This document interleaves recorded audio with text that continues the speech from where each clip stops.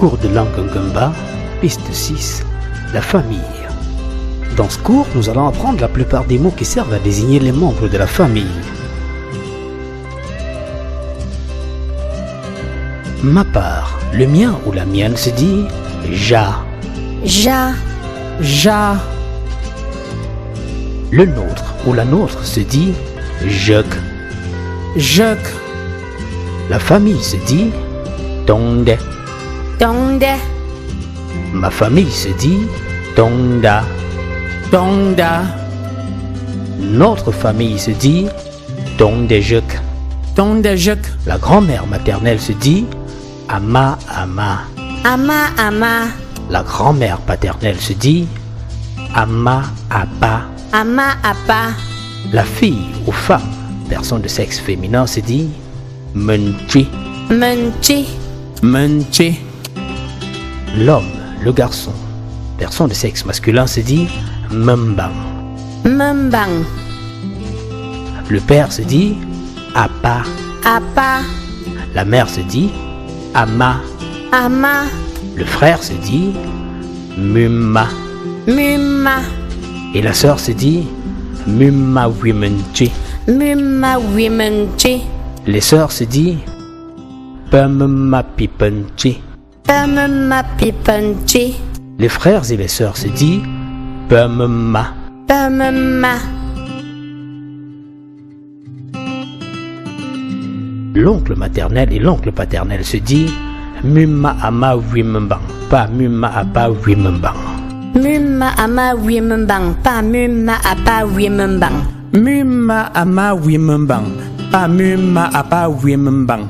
Et au pluriel, les oncles maternels et les oncles paternels se dit pemma ama pipembang, pas pemma apa pipembang.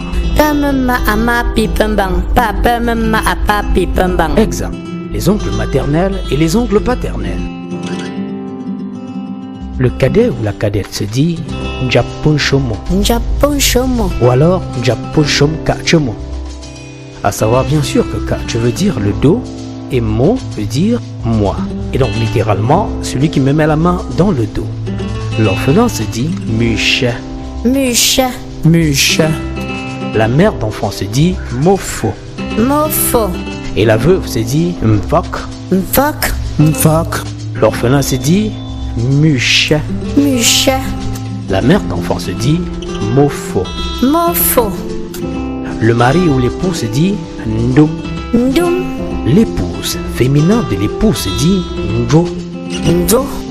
La voisine, le voisin se dit Nganepende ou Ngankwonka. Nganepende. Ngankwonka. Oui, c'est ça. Nganepende, Ngankwonka. La tante maternelle ou les tantes maternelles se dit Mumma ama wimenchi ou bien Pemma ama pipenchi. Mumma ama wimenchi. Pemma ama pipenchi. L'enfant se dit mais. Me. Le nouveau-né se dit mehi. Mehi. Les enfants se disent pe ou bien ponke. Le nouveau-né se dit mehi. Mehi. Les nouveau-nés se disent pehi. Pehi. Pehi. L'aîné se dit ndompie ou bien champie. Les aînés se disent melompie. Le petit frère ou la petite sœur se dit chuchum. Nchuchum. Les petits frères ou les petites sœurs se disent mechuchum. Maintenant, nous savons que l'homme, sexe masculin, se dit membang et que les hommes, pluriel de homme, se dit pembang. Nous allons voir une interjection qui est équivalente à waouh, c'est super, ou alors c'est pas possible. On va dire pembang, littéralement en français, les hommes. Alors, en langue ngamba, quand on est stupéfait, quand on est surpris devant une action positive ou négative, on peut s'écrier un pembang, comme pour dire waouh. Maintenant où nous avons survolé l'essentiel des termes qui résument la constitution d'une famille, nous allons nous amuser à les utiliser dans des phrases. Alors, comment direz-vous bonjour tonton si vous arriviez chez votre oncle? Je dirais Onenzoka. Non, Onenzoka correspond à bonsoir. Onentia. Muma apa. Je dirais muma apa. Voilà, correct, je vous y attendais et c'est vrai que naturellement, c'est ce qu'il fallait dire. Onentia muma apa. Bonjour le frère et le papa, en bon français, bonjour mon oncle. Mais ce qu'il faut retenir, c'est que en langue ngamba, dans les causeries quotidiennes, on n'appelle pas son oncle oncle, on l'appelle papa, l'oncle ou la tante sont couramment appelés papa, maman. Exemple, si votre oncle s'appelle John, vous n'irez pas dire le frère de papa John, mais vous direz simplement papa John, alors qu'en français on dira oncle John.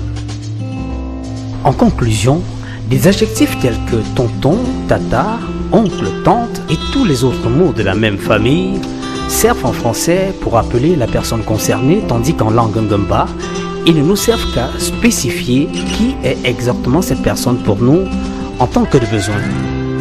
Maintenant, comment dirons-nous bonjour mon oncle, bonjour ma tante en langue ngamba? Onentia. Attention, c'est pas très bon. Onentia ama. Pas vraiment ça. Puis nentia à papa ama. Ah oui, exact. Punentia à papa ama. Et effectivement, l'oncle c'est papa, la tante c'est maman. En conclusion, en français, des adjectifs tels que tonton, tata, oncle, tante, cousin, cousine servent à appeler quotidiennement la personne concernée, tandis qu'en langue ngamba, ces expressions ne servent qu'à spécifier qui est la personne pour nous en tant que de besoin. Sinon, dans le restant du temps, vous direz papa, vous direz mon frère, ou encore maman pour la tante. Maintenant, comment dirons-nous mon cousin Robert et ma cousine Julienne sont venus? Muma Robert, pas Muma Julienne. Ah oui, exact. Mon cousin Robert et ma cousine Julienne sont venus. Muma Robert, pas Muma Julienne. Exact.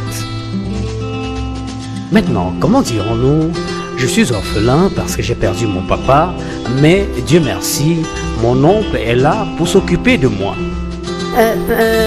Me muche binga mendumbi apana oncle na. Ah non, il n'y a pas d'oncle en langue ngamba. Me muche binga apana lumfu. Ndanga cha singa muma apana simbon toncha bon kwacha. All right, super. Me muche binga apana lumfu ndanga cha singa muma apana simbon toncha bon kwacha. Chasi Dieu merci. Et c'est exact. Alors, comment dirons-nous mon oncle m'a envoyé une photo de moi quand j'étais nouveau-né.